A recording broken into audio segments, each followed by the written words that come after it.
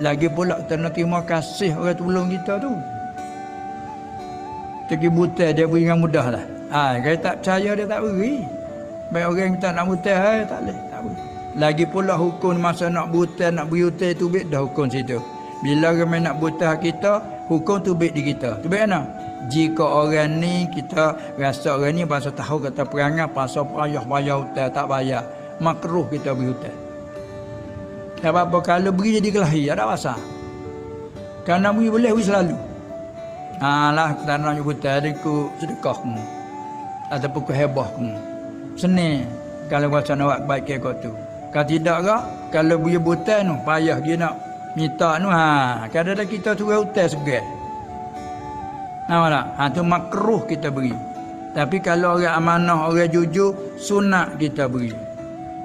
Boleh pahala situ. Terkadang nampak dia bahajat sangat, terkepit sungguh dia ni darurah, terkepit sungguh, berutuk sungguh dia. Dan dia bahasa malu nak pergi situ, mak aku kawan ni malu dengan orang lain dengan demo tak apa. Terkadang wajib kita tolong. Nanti pelik situ. Wajib, sunat, makruh. Sebab syarat nak jaga saya. Dia kan ada banyak kena hutan jadi kelahi banyak buku tu. Nah. Tu.